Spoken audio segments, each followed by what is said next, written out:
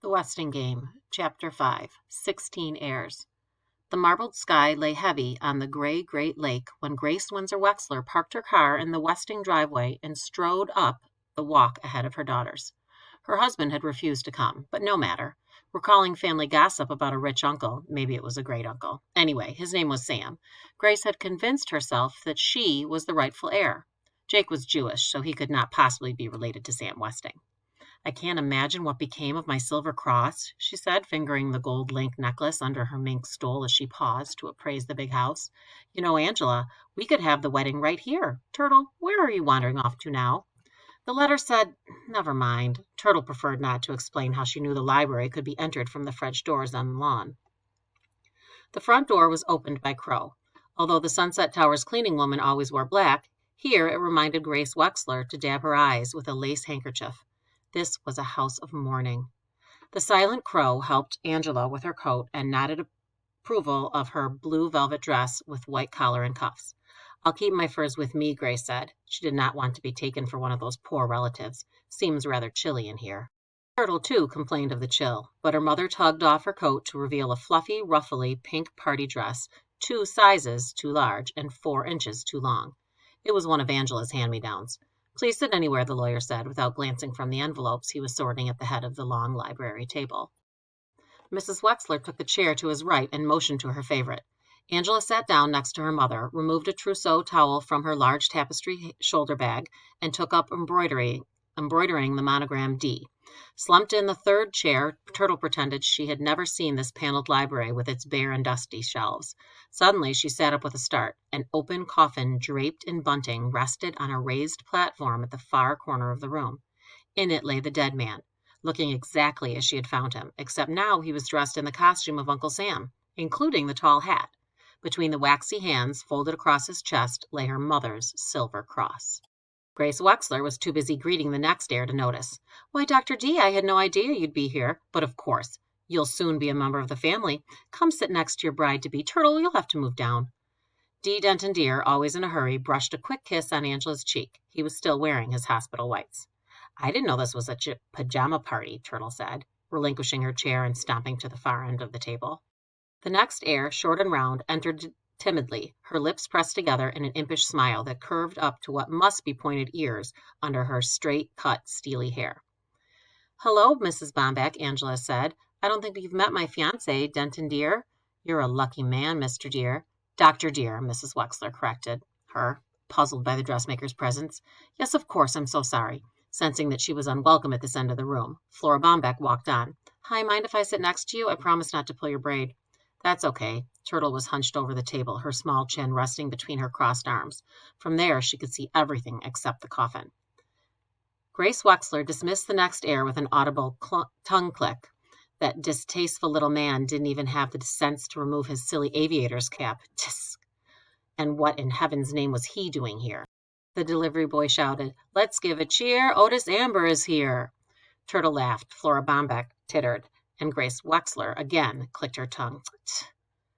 Doug Who and his father entered silently, but Sandy gave a hearty hi and a cheery wave. He wore his doorman's uniform, but unlike Otis Amber, he carried his hat in his hand. Grace Windsor Wexler was no longer surprised at the odd assortment of heirs. Household workers, all, or former employees, she decided. The rich always reward servants in their wills, and her Uncle Sam was a generous man. Aren't your parents coming? She asked the older Theodorakis boy as he wheeled his brother into the library. Weren't invited, Theo replied. It's Chris announced. What did he say? He said it's snowing, Theo and Flora Bombeck explained at the same time.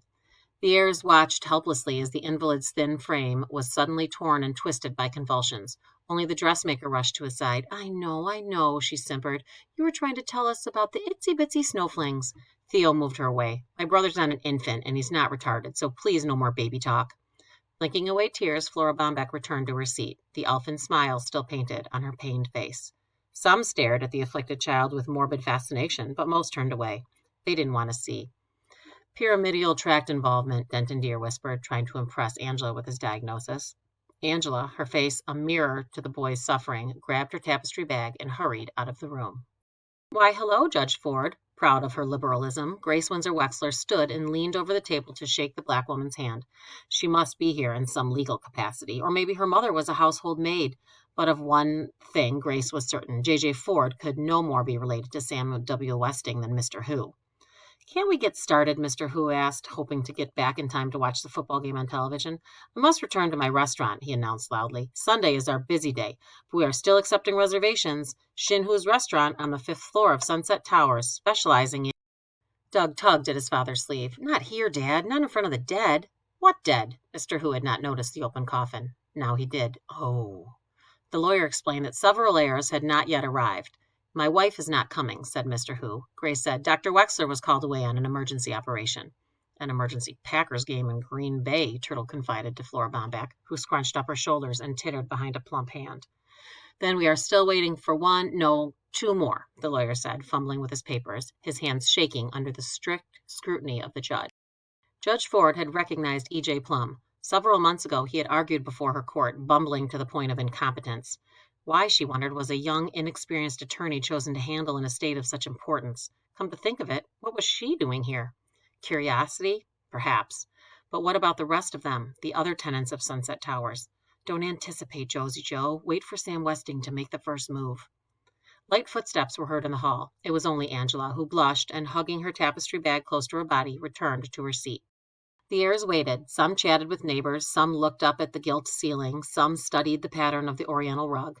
Judge Ford stared at the table, at Theo Theodorakis' hand, a calloused hand, a healed cut, the shiny slash of a burn on the deep bronze skin. She lowered her hands to her lap. His Greek skin was darker than her black skin. Thump, thump, thump. Someone was coming. Or were there two of them? In came Crow, eyes lowered. Without a word, she sat down next to Otis Amber. A dark cloud passed from her face as she eased off a tight shoe under the table. Thump, thump, thump. The last expected heir arrived.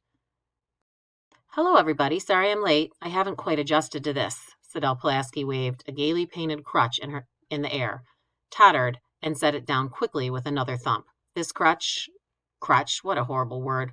But I guess I'll have to get used to it." She pursed her bright red mouth, painted to a fullness beyond the narrow line of her lips, trying to suppress a smile of triumph. Everyone was staring. She knew they would notice. "What happened, Pulaski?" Otis Amber asked. "Did you pull Turtle's braid again?" "More likely she visited Wexler, the foot butcher," Sandy suggested. Sidel was pleased to hear someone come to her defense with a loud click of the tongue. She had not even blinked a false eyelash at those offensive remarks. Poise, they call it.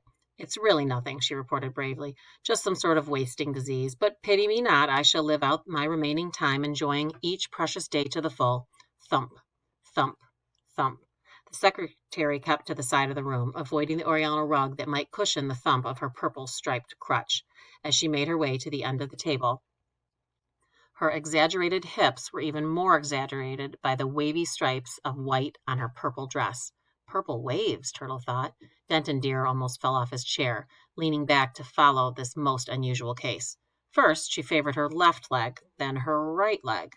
"What is it?" whispered Mrs. Wexler. The intern did not have the least notion, but he had to say something. "Traveling sporadic myotosis," he pronounced quickly, and glanced at Angela. Her eyes remained on her embroidery.